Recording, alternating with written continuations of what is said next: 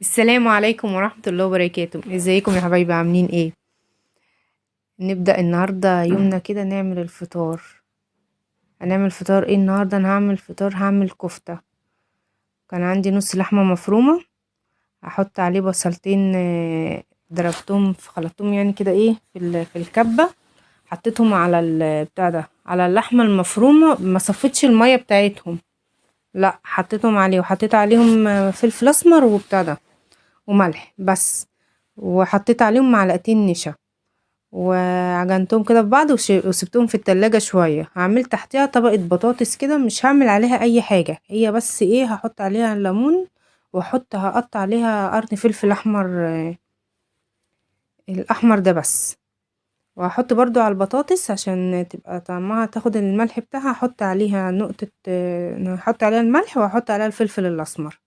والليمون بيدي طعم حلو قوي في البطاطس، هينزل عليها الدهون بتاعت الكفتة، بتبقى طعمها حلو قوي. بتتاكل، عملت جنبها رز بالشعرية، بتتاكل بالرز بالشعرية، تتعمل جنبها مكرونة، بتتاكل بالعيش، ساعات بعملها كده صينية وناكلها كده بالعيش، بتبقى طعمها حلو قوي. البطاطس بيبقى طعمها جميل بس. والليمون بيدي طعمها حلو، يعني حطيت ليمونة ونص كده عليها. وكل ده انا سايبة اللحمة في البتاع ده، سايباها في التلاجة. قطعت، جبت بطاطستين كده كبار، وعملتها من تحتيها.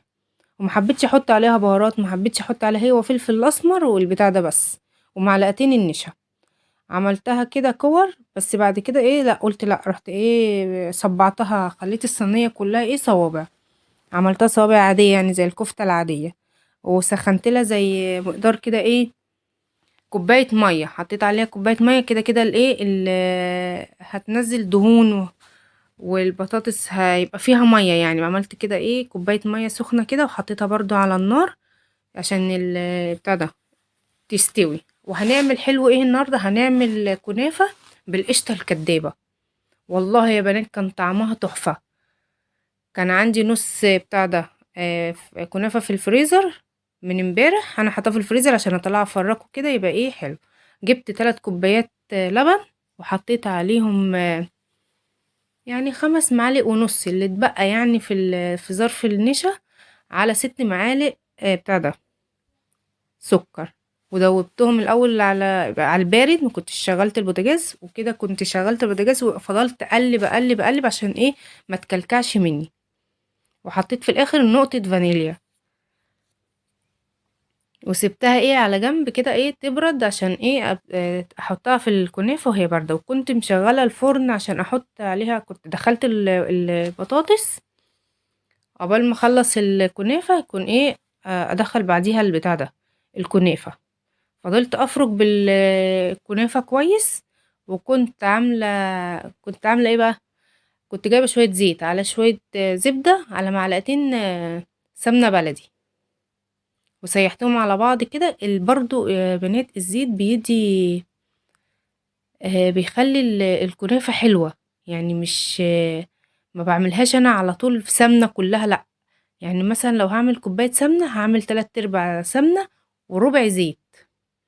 هنا انا عملت ميكس على بعض، شوية زبدة على شوية معلقتين سمنة بلدي، والباقي زيت، وسيحتهم على بعض. وهفرك بيها الكنافة حلوة قوي، هبسها كلها كده ايه، تبقى كلها معمولة بالسمنة يعني. وهنا جبت الصينية وحطيت عليها شوية سمنة ادهن بيها الصينية من تحت، وهفرد بيها البتاع ده الكنافة. وهضغط عليها جامد قوي، يعني هضغط عليها تبقى مفرودة كلها مضغوطة كده. كان طعمها تحفة، والله كان طعمها جميل قوي. القشطة اللي فيها، اللي انا عاملاها، اللي هي المهلبية دي، كانت طعمها حلو قوي.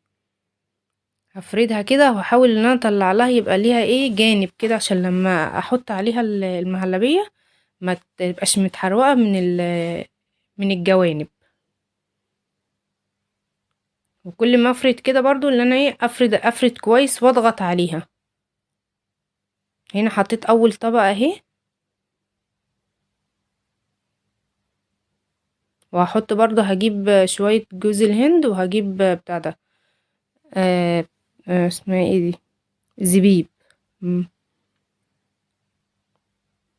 هنا ما كانتش لحقت تبرد بصراحة، بس ما مليتش حاجة يعني، عادي اتحطت عادي يعني. حطيت الكمية كلها، برضو نضفت برضو الحلة يعني، نزلت برضو اللي في الحلة في البتاع ده، في الصينية. انا هحط هنا شوية زبيب، واحط عليهم برضو ايه شوية جوز الهند.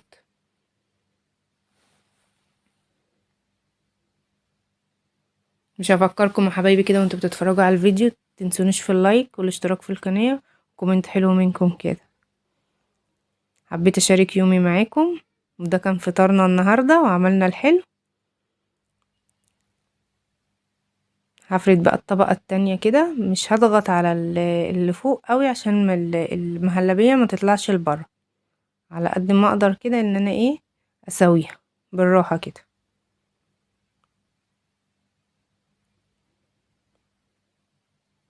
هدخلها بقى الفرن، هقلبها، هجيب صينية واقلبها، بص من تحت شكلها عامل ازاي. هرجعها تاني الصينية بتاعتها، واحط عليها شوية شربات، وهدخلها 5 دقايق الفرن تاني.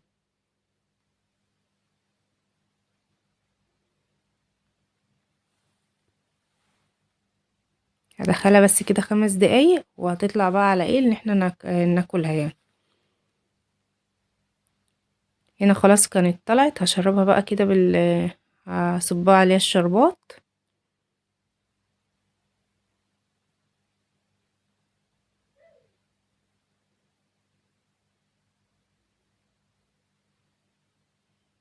بس هسيبها بقى كده تهدى كده شوية، والله يا بنات كان طعمها جميل جدا. وهو فطارنا كان النهاردة كفتة بالبطاطس والكنافة، وكنت عاملة طبعا رز بالشعرية، والعصير كان صوبيا.